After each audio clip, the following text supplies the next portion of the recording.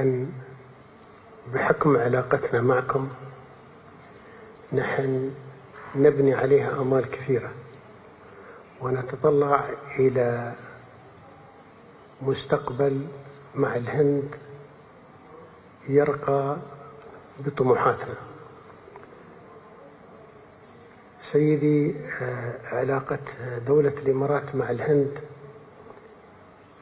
من قدم الزمان، لكن بوجودك نحن اليوم أصبحت علاقتنا علاقة متينة، جسر اللي يمد بين بلدكم وبلدنا جسر قوي، وأيضا تعتمد على هذه العلاقة المميزة بين القيادة. أشكرك مرة ثانية فخامة رئيس الوزراء، وأنا سعيد جدا أن أراك في بلدك الثاني. Brother, मैं सबसे पहले तो हमारा और हमारी टीम का शानदार और ऊष्मापूर्ण स्वागत करने के लिए मैं हृदय से आपका बहुत बहुत आभार व्यक्त करता हूं। और जैसे आपने कहा, मैं पूरी तरह उसको फील करता हूं। मुझे हमेशा लगा है कि जब मैं आपके पास आया हूं, आप लोगों के बीच आया हूं, तब हमेशा लगा है कि जैसे मैं अपने ही घर में आया हूं, अपने ही परिवार के ही सदस्यों के साथ मैं मिलने आया हूं। ऐसा मैं हमेशा अनुभव कर रहा हूं। और हमारे संबंधों की गहनता ऐसी है, पिछले 7 महीने में हम 5 बार मिले हैं। ये शायद बहुत रेयर होता है। मुझे भी यहाँ 7 बार आने का अवसर मिला है। यानी ये हमारी निकटता है, और हर क्षेत्र में हम लोग जिस प्रकार से आगे बढ़े हैं, और आज भारत और यूएई के बीच में हर क्षेत्र में एक साझी भागीदारी हो रही है। आज भी हम कई महत्वपूर्ण फैसले करने जा रहे हैं। हम यूपीआई मेरा और हमारा जीवन कार्ड, इन दोनों का एक प्रकार से एक नया युग शुरू हो रहा है फिनटेक का, और ये भी अपने आप में बहुत बड़ा अनुभव है। उसी प्रकार से मैं आपका हृदय से आभार व्यक्त करना चाहूंगा कि आप समय निकाल करके मेरा निमंत्रण स्वीकार करके मेरे होम स्टेट आए। वाइब्रेंट गुजरात समिट को आपने एक नई ऊंचाई दी, और उसके कारण उसका गौरव भी बढ़ा है। विश्व में उस इवेंट की भी प्रतिष्ठा बढ़ी है। तो आपका आना और आपने वहां जो उद्बोधन किया, वो आज भी हमारे देश के लोगों के लिए बड़ा प्रेरक है, उत्साहवर्धक है। मैं इसके लिए भी आपका आभारी हूं। आपकी भारत के प्रति जो लगाव है और आपकी यूएई के उज्जवल भविष्य के लिए जो विजन है, उसका एक उदाहरण मैं देख रहा हूं। यहां बीएपीएस का मंदिर बनना, आपके सहयोग के बिना यह संभव ही नहीं था। और मेरी पहली मुलाकात थी, मैंने सिंपली आपको रिक्वेस्ट की कि जरा आप देख लीजिए, और पलक झपकते ही आपने उसका निर्णय करके मुझे बता दिया कि आप बस जगह पर ऐसे उंगली रख दीजिए, आपको जगह मिल जाएगी। शायद इतना विश्वास, इतना प्यार अपने आप में एक बहुत ही अनोखे संबंधों की ये शक्ति को दर्शाता है।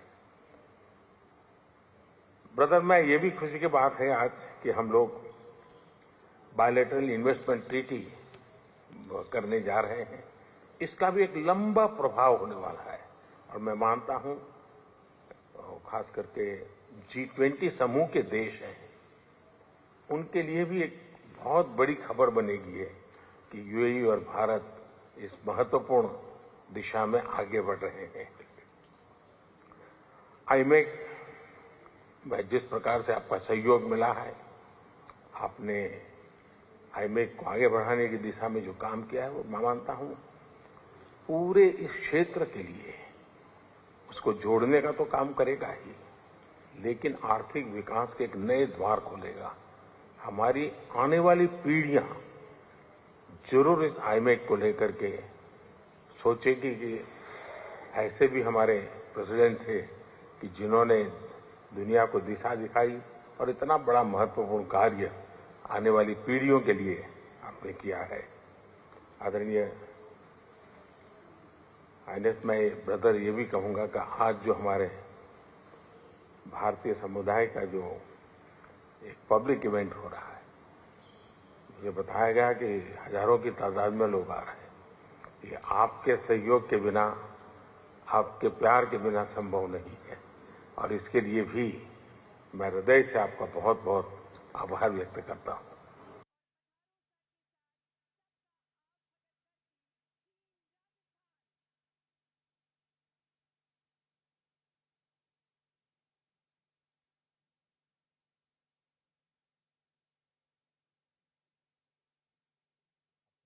पहले की और निश्चित तौर से कई क्षेत्रों में ये समझौते हुए हैं। जी हाँ, दोनों ही लीडरशिप ने एक दूसरे के साथ दोनों देशों के संबंधों के बेहतरी और आगे बढ़ते मजबूत होते संबंधों के बारे में भी विस्तार से बात की। प्रधानमंत्री नरेंद्र मोदी ने अपने एक तरह से ओपनिंग रिमार्क्स में उन्होंने बहुत साफ कहा, यूएई के क्राउन प्रिंस को धन्यवाद किया अपनी पूरी टीम के गर्मजोशी से स्वागत के लिए। उन्होंने ये भी कहा कि ये 7वीं यात्रा है उनकी यूएई की, और जब जब वो यूएई आते हैं उन्हें ऐसा लगता है कि वो अपने ही घर आए हैं, अपने घर वालों के बीच आए हैं। तो ये एक तरह से दिखाता है भारत और यूएई के संबंधों को और व्यक्तिगत संबंधों को भी, प्रधानमंत्री और क्राउन प्रिंस के अरेंद्र। बिल्कुल, और निश्चित तौर से उन्होंने कहा कि ये 7 महीने में हमारी 5वीं मुलाकात है। ये बड़ा सुखद संयोग है और आमतौर पर ऐसा कई बार नहीं होता। उन्होंने कहा कि ये मेरी 7वीं यात्रा है और अपने घर आया हूं ऐसा महसूस हो रहा है, अपने परिवार वालों के सदस्यों से मिलने के लिए आया हूं ऐसा महसूस हो रहा है। कई बार उन्होंने क्राउन प्रिंस को एक तरीके से उन्होंने राष्ट्रपति जो यूएई के हैं उनको उन्होंने साफ तौर पे कहा कि ब्रदर, यानी भाई, मतलब एक भाई के तरीके से संबोधन करना। जो बात आप ऋतु कह रही केमिस्ट्री, वो दिखाता है कि दोनों देशों के प्रमुख मौजूद हैं, वो राजनेता हैं, लेकिन उसके बाद भी उनके बीच की आपसी जो घनिष्ठता है, मित्रता है, वो भाईचारे तक बढ़ती दिखाई पड़ रही है। और भाई के तरीके से उनको संबोधित करना, ये भी अपने आप में दिखाता है कितनी बड़ी चीज़ है। प्रधानमंत्री नरेंद्र मोदी की हर यात्रा ने दोनों देशों के लोगों को कुछ ना कुछ नया दिया है, और नरेंद्र यही देखा गया कि इस यात्रा में भी अबू धाबी उतरते ही जो सबसे पहली एक तरह से दोनों देशों के बीच आर्थिक मजबूती रही वो यूपीआई के इस्तेमाल की रही है। यूपीआई भारत का और जीवन कार्ड फिनटेक को आगे बढ़ाते हुए दोनों देशों के संबंधों को और मजबूत करता हुआ, हम जानते हैं कि भारत के यूपीआई का डंका इस समय दुनिया में बज रहा है, और अब से 2 दिन पहले अरेंद्र, मॉरिशस और श्रीलंका के साथ भी भारत ने यूपीआई के सहयोग को बढ़ाया है, और इस समय 2 दर्जन से ज्यादा देश हैं जहां यूपीआई का इस्तेमाल किया जा रहा है, तो उसमें यूएई भी शामिल हो गया है। और ये कई नए बड़े अवसर और सुविधाओं को एक तरह से आने वाले समय में रास्ता दिखाएगा, सर्विसेज में सेक्टर में, साथ ही साथ गुड सेक्टर में, और एक तरह से ईज ऑफ बिजनेस की दिशा में एक ये बहुत बड़ा कदम दोनों देशों के बीच में रहेगा। बिल्कुल, और महत्वपूर्ण चीज ऋतु ये भी है कि ये फिनटेक भारत के जो बढ़ते क्षेत्र हैं वो आपने जिक्र किया है, लेकिन जो कल प्रधानमंत्री मोदी पहले हिंदू मंदिर का कल उद्घाटन शुभारंभ करेंगे, उसके बारे में उन्होंने कहा कितनी सहजता के साथ में उस वक्त जब प्रधानमंत्री ने उनसे निवेदन किया और उन्होंने तुरंत ही इस बात का फैसला किया और कहा कि आप उंगली रखिए कहाँ पे ज़मीन चाहिए, उसके बाद में वो उपलब्ध होगी। और आज हम उस सब चीज़ों को फलीभूत होते हुए देख रहे हैं। तो अपने आप में ये दिखाता है कि एक वो जो सहजता है मित्रता की दोनों नेताओं के बीच में आपसी केमिस्ट्री को लेकर, जो देशों के संबंधों को, जो संस्कृतियों के संबंधों को एक नए स्तर तक ले जाने के लिए तैयार है, और शायद इसीलिए एक नए भविष्य की एक बड़ी आधारशिला इन 9-10 वर्षों में रखी गई है। क्योंकि 2015 के बाद से प्रधानमंत्री की जो ये 7वीं यात्रा है, इसमें भारत यूएई के संबंधों में बहुत कुछ ऐसा रहा है, बहुत कुछ ऐसा हुआ है जो कई दशकों में नहीं हुआ था। और दशकों के बाद में जब नई तरीके से एक नई शुरुआत हुई है, तो उसमें हर दिन नए आयाम जुड़ते जा रहे हैं, और ये भी अपने आप में बेहद महत्वपूर्ण है।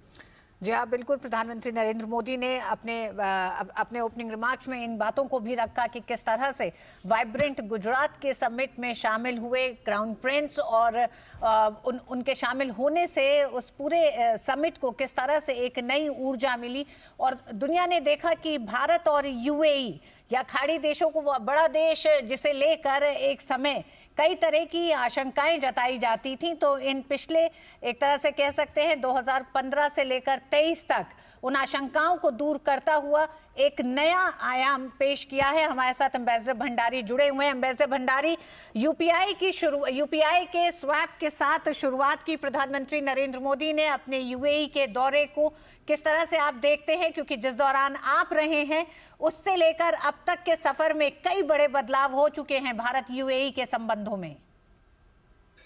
जी जी बिल्कुल।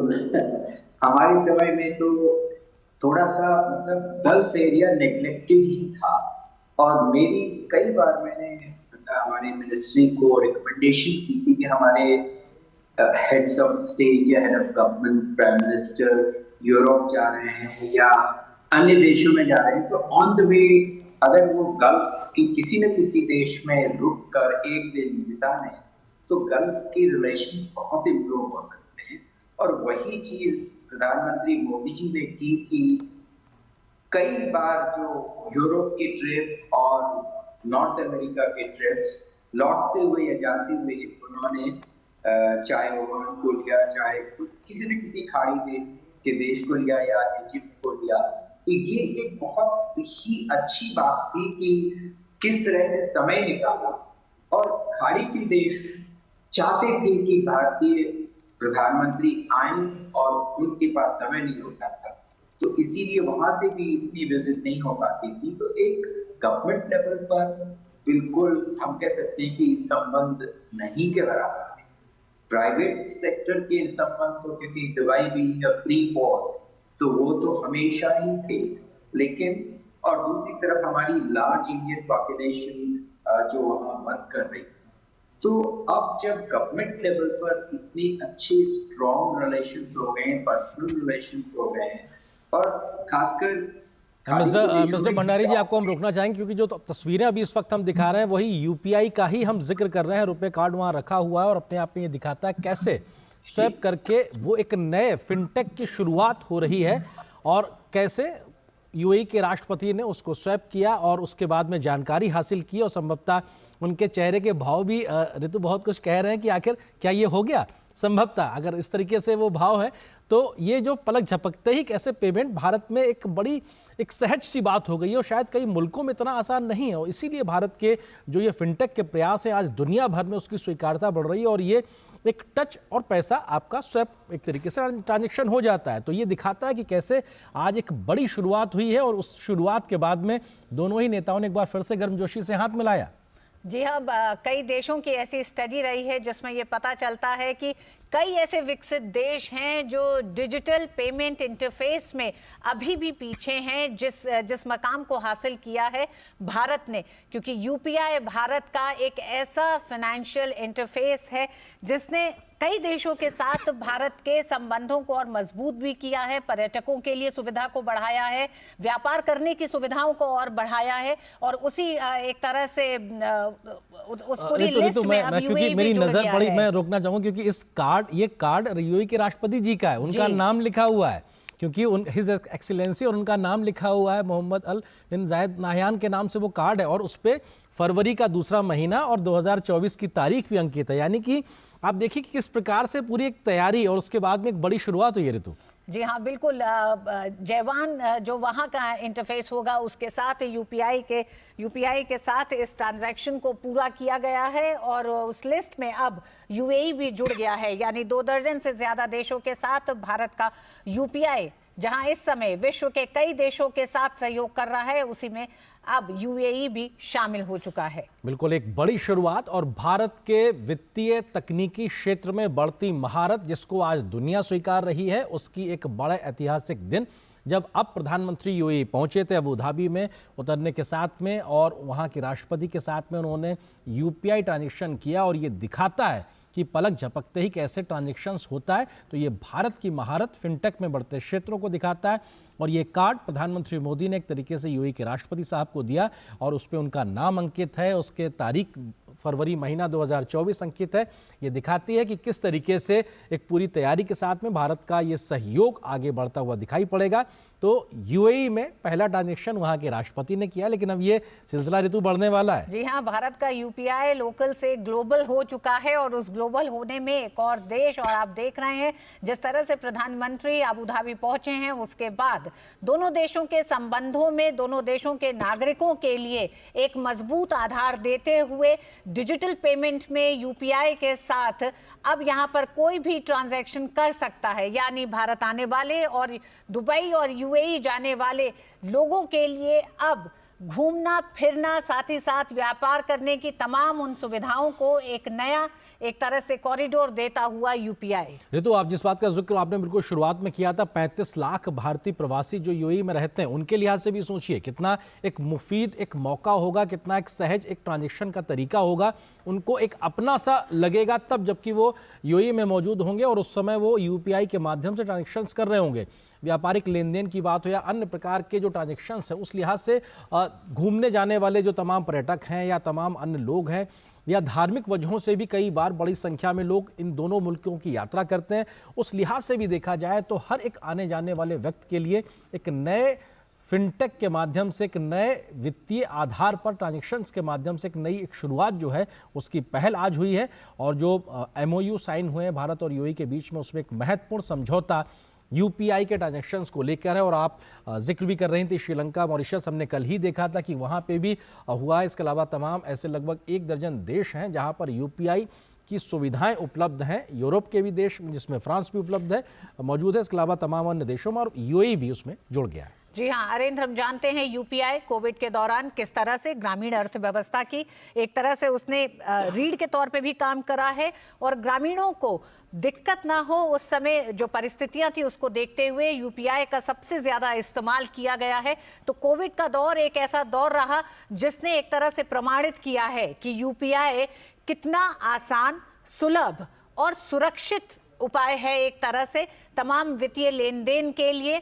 और इसी को आगे बढ़ाते हुए भारत के साथ ही भारत के इस डिजिटल पेमेंट इंटरफेस को जिस तरह से सराहाया गया है, तो इसमें जो देश इसको अपनाते हैं उनके भी बहुत सारे हित जुड़े होते हैं, क्योंकि उनकी भी अर्थव्यवस्थाओं में इसकी एक बड़ी हिस्सेदारी रहेगी आने वाले समय में। तो उसी दिशा में यूएई के साथ भी भारत का ये सहयोग एक तरह से आने वाले समय में भारत और यूएई के संबंधों को भी मजबूत करेगा, जिसका सीधा सीधा संबंध होता है जो पीपल टू पीपल कनेक्ट जो है, उनकी सुविधाओं को ध्यान में रख के, उनकी सुलभता को ध्यान में रख के जो तमाम कदम उठाए जाते हैं, और यूपीआई को भी उसी तरफ एक बड़ा कदम देखा जाता है। बिल्कुल ऋतु, क्योंकि बहुत महत्वपूर्ण है कि आप अपना वित्तीय लेन देन का एक अधिकार या कहा जाए कि एक आधार किसी को सौंपते हैं, तो ये अपने आप में बड़ा विश्वास की बात होती है। और ऐसे में भारतीय वित्तीय तकनीक को आज अगर इस प्रकार से दुनिया के देशों के लोगों में वित्तीय लेन देन के लिए स्वीकार्यता मिल रही है, तो ये भरोसा दिखाता है भारत के ऊपर, भारत के इस प्रकार की व्यवस्थाओं के ऊपर और भारत की बढ़ती तकनीकी क्षमताओं को लेकर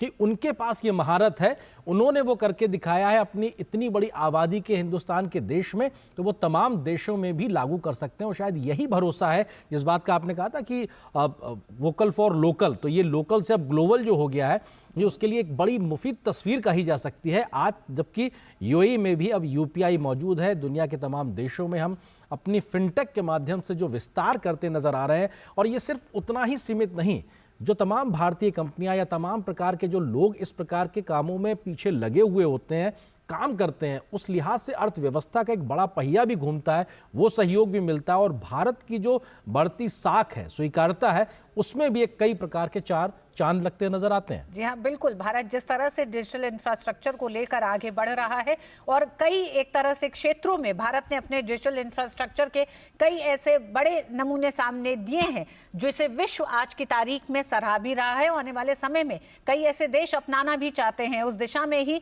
कोविड का कोविन ऐप भी है, अरेंद्र, हमें नहीं भूलना चाहिए। जहाँ एक तरफ यूपीआई जैसी सुविधाएं हैं, वहाँ अन्य ऐसी सुविधाएं हैं जिसमें भारत ने न सिर्फ ये दिखाया विश्व को कि किस तरह से भारत इस दिशा में आगे बढ़ रहा है, बल्कि अन्य देशों के लिए भी उन डिजिटल इंफ्रास्ट्रक्चर के एक तरह से को साझा करने की बात कही है। और यही वजह है कि प्रधानमंत्री ने बहुत साफ कहा अपने ओपनिंग रिमार्क में भी, अरेंद्र, कि क्राउन प्रिंस किस तरह से अपने विजन को देखते हैं आने वाले समय में यूएई के भविष्य को लेकर भी, जो तमाम अभी तक हम कहें कि पिछले 7 और 8 सालों में जो कई ऐसे बड़े समझौते हुए हैं जो आर्थिक दृष्टि से काफी महत्वपूर्ण माने जाते हैं, वो बताता है कि दोनों देश अपने दोनों देशों की एक तरह से आने वाले भविष्य के लिए जो कई कदम उठा रहे हैं, उन कदमों में दोनों देशों की आर्थिक भलाई तो दिखाई ही दे रही है।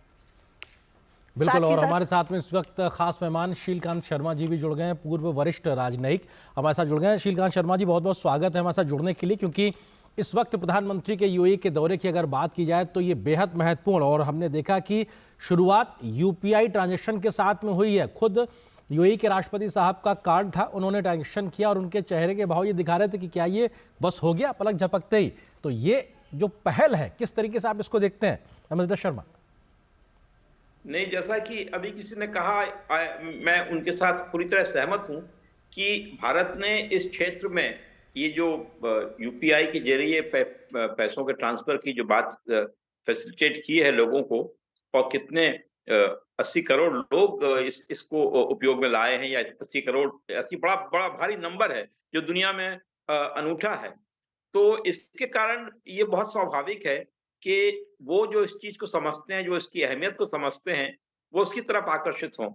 और यूएई एक देश है जो पिछले दशकों में, पिछले हाल के 2 दशक में इस तेजी के साथ इस नई दुनिया के साथ मिला है, जुड़ा है, कि वो वहां इस बात की पूरी तरह से समझदारी है। तो ये जो उन्होंने किया है, ये मैं समझता हूं कि एक तो भारत के साथ प्रगाढ़ संबंध है, नितांत करीबी का देश है, नेबरहुड है, और उसके साथ जो प्रगाढ़ संबंध है उनका परिचय देते हुए उन्होंने एक स्वाभाविक रूप से इस काम को किया है। तो ये तो होना ही था। मतलब मैं ये कहूंगा कि ये जो भारत की अभूतपूर्व सफलता है, एक जो महारत हमने हासिल की है, उसका ये फल है।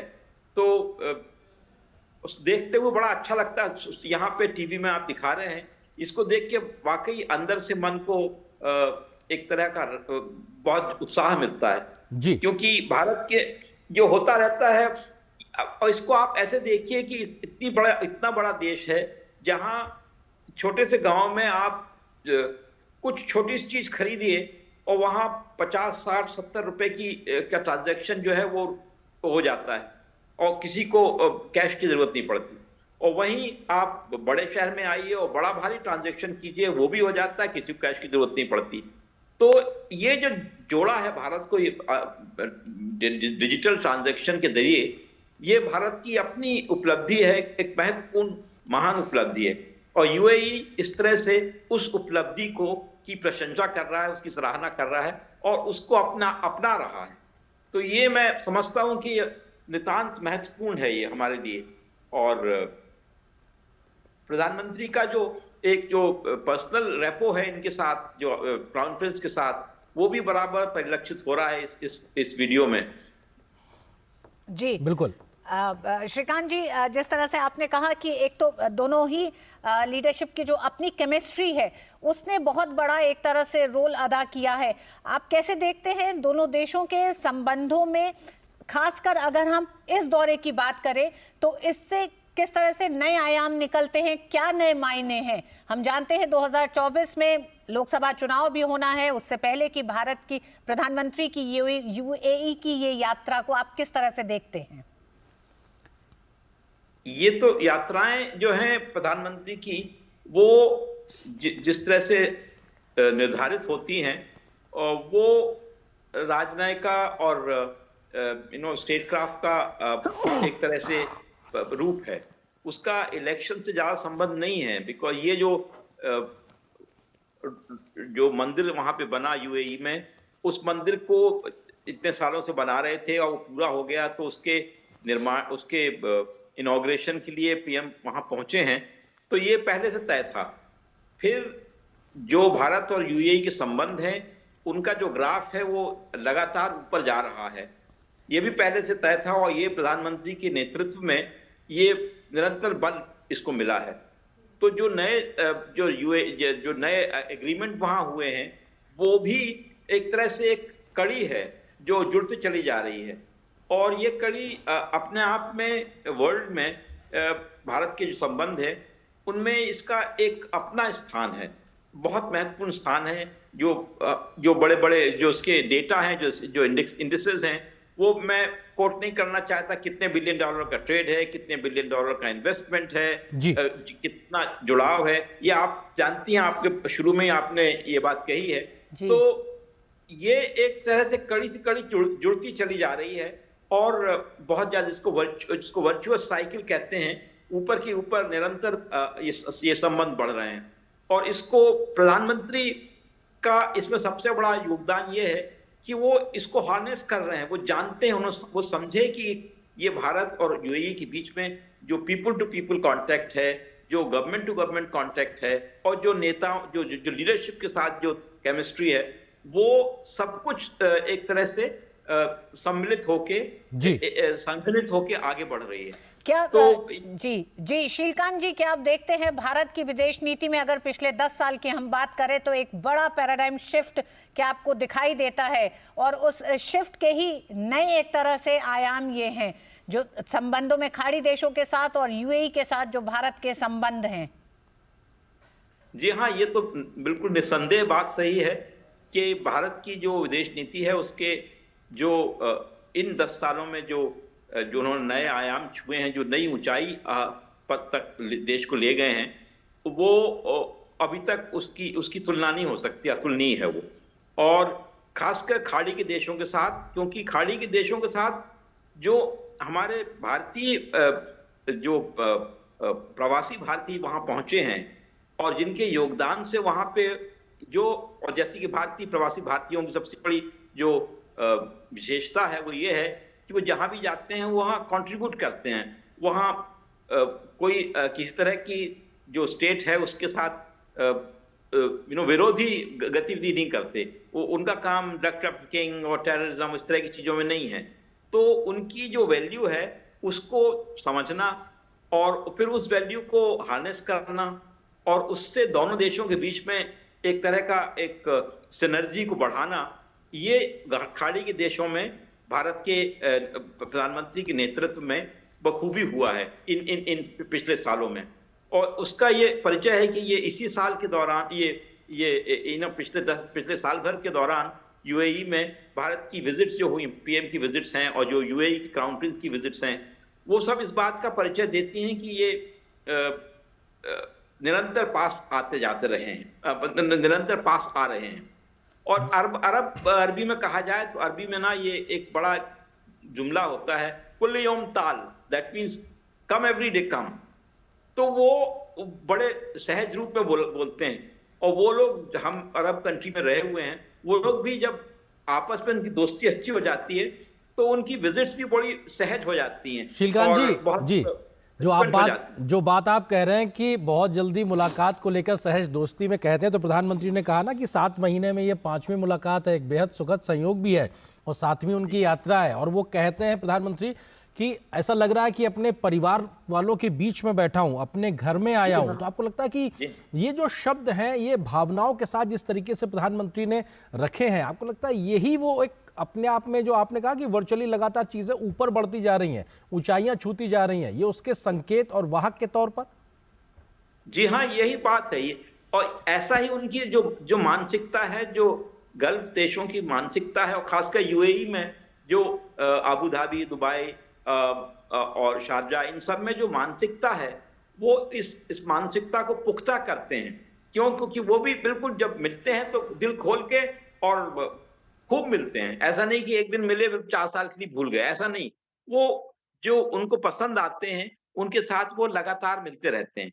तो ये हमारे प्रधानमंत्री भी इस बात को जानते हैं, इसलिए उन्होंने कहा, और उनका जो व्याख्यान है उसमें बराबर उन्होंने कहा कि ये एक परिवार की तरह हम आ रहे हैं, एक परिवार की तरह जुड़ गए हैं।